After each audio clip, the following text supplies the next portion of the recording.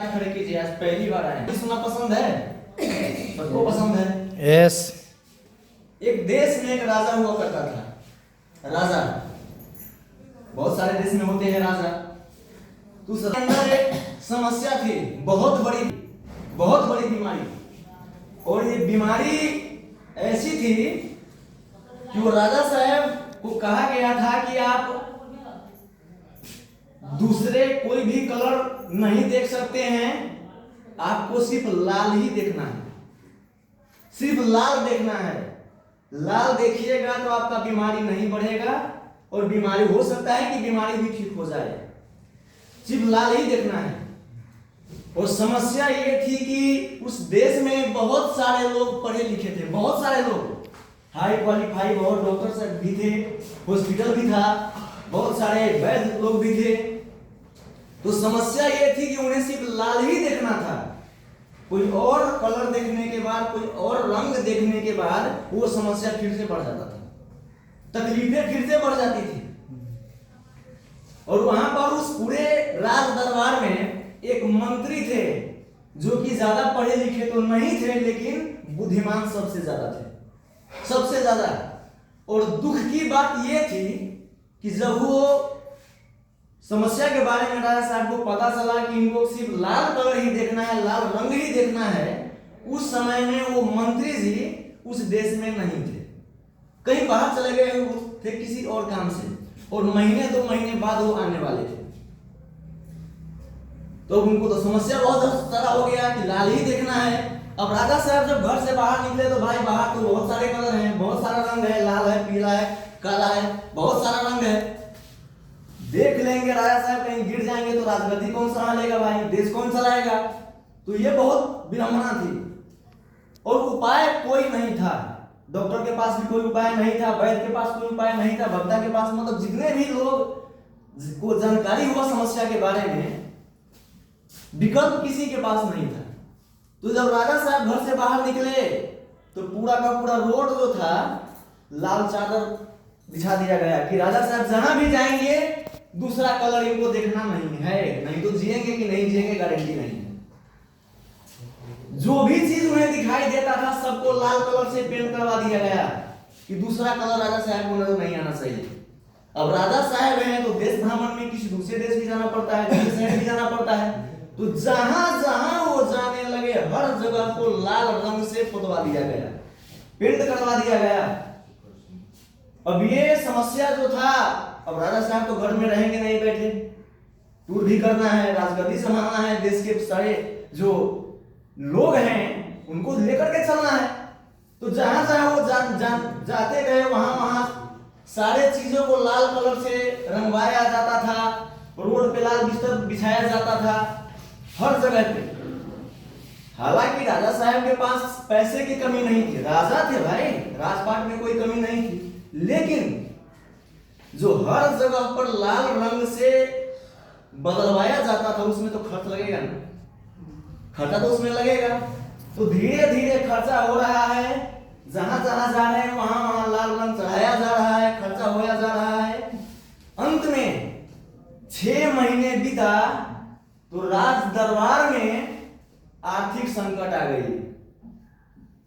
एक जगह पे तो राजा साहब को नहीं बैठना है ना, जहां जहां जाएंगे वहां वहां उनको सभी को भलाई देखना है। तो धीरे धीरे उस राज दरबार में जितने भी खजाना था वो खजाना खाली होने लगा, खजाना खाली होने लगा, समस्या का समाधान नहीं मिल पा रहा है। अब कहां कहां लाल करवाना संभव है, जहां जाएंगे वहां लाल पुतवाना संभव है, कहां तक करवाएंगे, कहां तक चादर बिछाया जाएगा लाल कलर का, गाड़ी घोड़ा हाथी बंगला सबको लाल कलर, चारों तरफ लाल ही लाल, कितना करेंगे। धीरे धीरे उस राज दरबार का खजाना खाली होने लगा और जो राजा साहब पहले थे वो अब आर्थिक संकट की वजह से परेशान होने लगे। कितना देश को लाल करवाएं, कितना शहर को लाल करवाएं। अब सारा तो पहले तो विकल्प मिला था कि सबको लाल रंग से पुतवा देते हैं, लेकिन अब विकल्प वो भी खत्म हो चुका कि कहां कहां लगवाएं, कहां कहां लाल से पुतवाएं। विडंबना थी कि कोई रास्ता नहीं मिल रहा था, कुछ महीना बीता, 6 महीने, 1 साल बीता, लेकिन जब आर्थिक तंगी होने लगी राजा साहब के घर में, आर्थिक समस्या आने लगा, पैसे लुट रहा है, बर्बाद हो रहा है, सारा खजाना खाली होते जा रहा है, लेकिन समस्या का समाधान कोई नहीं मिल रहा है।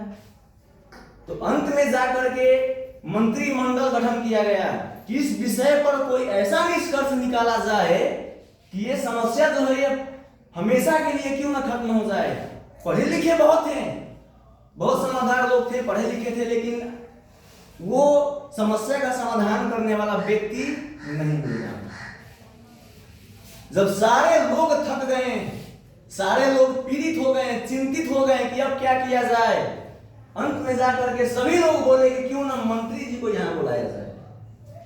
बुद्धिमान है, बहुत सारा दिमाग उनके पास है, हो ना हो उनके पास इस समस्या का समाधान जरूर होगा। संदेश भेजा गया, पहले मोबाइल नहीं था, इंटरनेट कुछ भी नहीं था। वो कहते हैं कि कबूतर के या पंछी के माध्यम से पत्र पठाया जाता था, तो पत्र भेजा गया कि मंत्री जी आप यहाँ पर आइए, ये पूरा देश और राजगद्दी खाली होते जा रहा है, एक छोटा सा समस्या समाधान नहीं हो पा रहा है। तो मंत्री जी आए, देख रहे हैं, तो जब उस अपने देश में प्रवेश किए हैं तो देख रहे हैं कि मैं क्या देख रहा हूँ, पूरा लाल ही लाल है। जिधर देख रहा हूँ लाल ही लाल, ये क्या हो रहा है, क्यों किया गया है पूरे शहर को, पूरे देश को, पूरे शहर को, अगल बगल में जितने सबको लाल लाल किया जा रहा है, समस्या क्या है। मंत्री जी आए, मंत्रिमंडल का गठन किया जा रहा था, उस बीच में बैठे, उस बीच में बैठने के बाद कहा कि क्या समस्या आन पड़ी कि पूरे देश को लाल कलर से पोतवाया गया है, ऐसी क्या विडंबना आन पड़ी, आर्थिक संकट क्यों नहीं आएगा। जिस समस्या का समाधान नहीं मिल रहा है, उस समस्या का समाधान में पूरा संपत्ति झोंका जा रहा है, संपत्ति नहीं टिकेगा। समस्या क्या है। तो फिर उस मंत्री जी को कहा गया, वैद्य को बुलाया गया कि राजा साहब को एक ऐसी बीमारी है कि लाल रंग को यदि नहीं देखेंगे, लाल रंग के सिवा कोई और रंग यदि देख लेंगे, उसी समय राजा साहब मर जाएंगे। इसीलिए ये माहौल बनाया गया है। तो मंत्री जी बहुत बुद्धिमान थे, पढ़े लिखे तो उतने नहीं थे, पहले उतना शिक्षा भी नहीं था, लेकिन बुद्धिमान बहुत थे। उन्होंने कहा कि कितने दिन से आप ये पैसे लगा रहे हैं, धन लगा रहे हैं, आज ये नौबत आ चुका है कि पूरे राजा साहब का राज जो खजाना होता है, खजाना खाली हो रहा है। पहले क्यों नहीं बताए थे। समाधान बहुत कम पैसा में, बहुत कम पैसा में, अभी तक कितना खर्च कर चुके हैं, तो बोला कि उसका सीमा ही नहीं है। पूरा राज जो खजाना था, खजाना खाली होने के कगार पर आ चुका है। कुछ दिनों में यदि ऐसा ही चलते रहा तो हमारे खाने के लिए भी धो पड़ जाएगा, खजाना लूट चुका है। उतना देखने के बाद बिल्कुल भी समय नहीं लगाए और मंत्री जी के जेब में कुछ सिक्के थे, कुछ सिक्के लेकर के बाजार में गए और ज्यादा नहीं, आधा घंटा भी लगा, 30 मिनट लगा, 200 रुपए में एक लाल चश्मा लगा करके दे दिए। छोटा सा एक लाल चश्मा लगा करके दे दिए कि यही इसका समाधान है। क्या करूं, ये इतना खर्च कर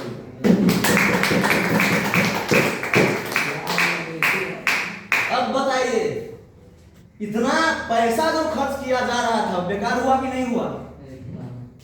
राजा साहब को बचाना तो था, अपने हिसाब से वो भी सही थे, लेकिन कब तक, कब तक, कितना देश रंगाया जाएगा। अरबों खरबों खत्म होने के कगार पे था, खत्म हो भी चुका था, लेकिन अंत में कितना पैसा से समस्या समाधान हो गया, 100-200 से। यही समझने वाली बात है। कहने का मतलब यह है कि डी एक्शन कंपनी का जो प्रोडक्ट है, हम सोच लेते हैं कि बहुत ज्यादा महंगा है, लेकिन यदि यहां से अच्छी तरीके से समझिएगा, बुझिएगा, तो एक डी एक्शन कंपनी है, हमारा पूरा पुश्तों दर पुश्ता का जीवन बदलने के लिए काफी है। हम लोग परेशान होते हैं बीमार होने के बाद कि वहां जाएंगे डॉक्टर के पास, वहां जाएंगे हॉस्पिटल में, वहां जाएंगे, इंडिया जा रहे हैं, नेपाल जा रहे हैं, कहीं भटकने की जरूरत नहीं है। करना क्या है, दुकान बदल दो, सीधी सी बात। दुकान बदलने से आप लोगों का जीवन नहीं बदला है कि नहीं? दुकान बदलना है। अरे जब इस यहाँ से छू रहे हैं तो इधर से घुमा करके क्यों छुए भाई? बाहर के जितने पेशेंट नहीं खा रहे हैं, नहीं समझे और ऐसे करके नाक छू रहे हैं, जब ऐसे नाक छुआ रहा है रिएक्शन समझना। पहले इस प्रोडक्ट को खाना है, खुद ब खुद हम लोग, आप लोग खुद कहिएगा कि ये खा रहा हूं, पहले मेरा कंडीशन क्या था और आज मेरा कंडीशन क्या है। मेरे भी घर में बहुत सारे डॉक्टर हैं, सारे लोग डॉक्टर हैं मेरे घर में, जाकर के कोई इंसान पता लगा सकता है। लेकिन डॉक्टर होने के बावजूद भी मैं खुद समस्या से परेशान था। इंडिया नेपाल मैं भी राजा साहब की तरफ घूम चुका था, लेकिन उपाय नहीं मिल रहा था। एक बार आशीष सर के लिए जोरदार ताली लगा दीजिए। उन्होंने मुझे बताया कि हॉस्पिटल मत भटकिए, डॉक्टर बदलना जरूरी नहीं है, अपना प्रोडक्ट बदलिए। वहीं से मैंने चाय पत्ती, कॉफी वगैरह लिया, पेस्ट लिया, यूज करना शुरुआत कर दिया। मेरा गैस्ट्रिक समस्या ठीक हो गया, बाबूजी घुटने का दर्द वो ठीक हो गया, मेरी अपनी खुद की मैडम की बीपी लो का समस्या ठीक हो गया। मेरा तो सीधा समझिए कि पूरा मेरा नसीब जो बदला हुआ है वो डीएक्शन कंपनी का देना है। आज मैं बाप बना हूं वो डीएक्शन कंपनी का देना है। यहाँ पर कहते हैं लोग कि पहले अपना नजरिया बदलिए, अपना सोच बदलिए। जब तक हम लोग अपना सोच नहीं बदलेंगे, चश्मा जब तक नहीं लगाएंगे ऊपर, सोच बदलने वाली चश्मा पूरा खजाना भी खाली कर देंगे, फिर भी बीमारी ठीक होने वाला चीज नहीं है। बीमारी कारण क्या है वो समझना पड़ेगा, सर आएंगे समझा देंगे वो चीज, लेकिन हमें सबसे पहले अपना सोच बदलना पड़ेगा। अच्छा, राजा साहब का पूरा खजाना खाली हो जाता कि नहीं? हो जाता कि नहीं? हो जाता। पढ़े लिखे बहुत बाजार में भी मिलेंगे ऐसे पढ़े लिखे। मैं इंजीनियर हूं, मैं डॉक्टर हूं, मैं क्यों हॉस्पिटल भटक रहे हैं? 10 साल से, 20 साल से, 30 साल से डॉक्टरी के चक्कर काट रहे हैं, लाखों पैसा चला गया, फिर भी समस्या समाधान नहीं हुआ। लेकिन यहाँ पर एक छोटा सा काम करना है, अपना दुकान फेरबदल कर देना है, बस इतना करने से यहाँ पूरा किस्मत बदला जा सकता है। और बहुत लोगों ने बदल भी लिए हैं। समाधान हमारे हाथों में है। हम भटक रहे हैं बाहर, कोई उपाय नहीं है। राजा साहब के जैसा तो खजाना हम लोग का है भी नहीं, चवन्नी भी नहीं है, जैसे राजा साहब घर हैं, केपी ओली पहले थे, जो भी थे, उतना संपत्ति वाले हम लोग हैं? कोई है यहाँ पर करोड़पति, अरबपति जो आधा चला जाए तो भी कोई गम नहीं? ऐसे कितने लोग हैं यहाँ पर महीने का 2-4 करोड़ रुपया कमाने वाले? हाथ खड़े कीजिए एक बार। कोई नहीं। कौन है कमाने वाले 2-4 करोड़ रुपया? कोई नहीं है। तो जो पैसा हमारे पास बचा हुआ है उनको सही चीज में लगाइए। अच्छा भोजन हम लोग जब तक नहीं करेंगे, बीमारी ठीक होने वाला चीज नहीं है। हॉस्पिटलों में जा रहे हैं, समय दे रहे हैं, डॉक्टरों के पास समय दे रहे हैं। एक्सीडेंटल केस के लिए, इमरजेंसी के लिए डॉक्टर सही है, सही रहेगा, हॉस्पिटल सही है रहेगा, डॉक्टर दवाई सही है रहेगा, लेकिन बीमारी के लिए कोई उपाय नहीं। बीमारी कैसे लगता है, क्या है, क्यों लगता है, क्यों ठीक हो रहा है, कैसे ठीक होगा, ये सारा चीज बताएंगे सर। मैं सिर्फ इतना बताने का प्रयास कर रहा हूं दोस्तों कि बीमारी से बचने के लिए डीएक्शन प्रोडक्ट खाना एकदम जरूरी है। डॉक्टरी कब तक हम लोग झेलते रहेंगे? कब तक? नहीं, जरा सोचिए, जो डॉक्टरी पढ़ के आए हैं, क्या मेरे घर में डॉक्टरों की कमी है? नहीं। कमी है? भैया डॉक्टर, पापा डॉक्टर, अंकल डॉक्टर, पूरा खानदान में डॉक्टर है, पूरा खानदान में। और सबसे बड़ी बात यह है कि मेरे घर में एक एमबीबीएस डॉक्टर बहुत जल्दी आने वाला है। एमबीबीएस मेरा खुद का अपना भाई, अंकल का लड़का गौड़ में रहता है, चाइना में गया हुआ है एमबीबीएस पढ़ने के लिए। अभी तक मेरे खानदान में एमबीबीएस नहीं था, लेकिन अब 2 से 3 सालों के अंदर में एमबीबीएस हो जाएगा। लेकिन एमबीबीएस क्या बीमारी ठीक कर देगा? नहीं करेगा। ठीक कर देगा क्या? नहीं। बीमारी ठीक नहीं होगा। यदि ठीक कर देता तो ज्यादा दूर नहीं, हॉस्पिटल में चले जाइए, उनको पिताजी को देख लीजिएगा उनको। सस्ता के चक्कर में हम लोग रहते हैं। दुकान का सामान सस्ता है, दवाइयाँ सस्ता है, वो सस्ता नहीं है, वो डीएक्सन से भी कई गुना महंगा है, कई गुना महंगा है वो। हम लोग सोचते हैं चाय पत्ती है, कितने का है? 800 का चाय पत्ती है, 800 का चाय पत्ती, बाप रे बाप, बड़ा महंगा है। ये महंगा क्यों है? इसमें कुछ तो ऐसा मिलाया गया है जिसके इसका दाम 800 हुआ है।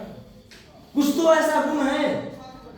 बाजार का चाय पत्ती कितने लोग हैं जो बोतल से पीते हैं?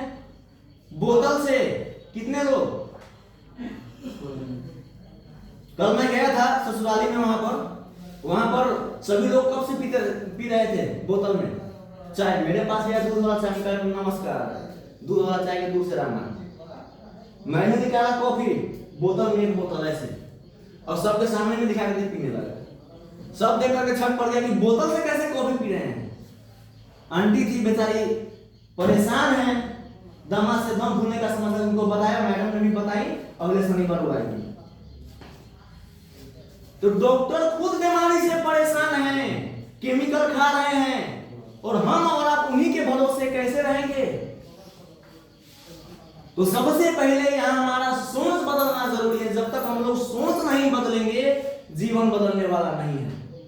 सोच बदलना जरूरी है। और सबसे बड़ा यहाँ पर मैं कहूं, ये सोच जो दिया गया है ना, ये सोच हम लोगों का सोच नहीं है।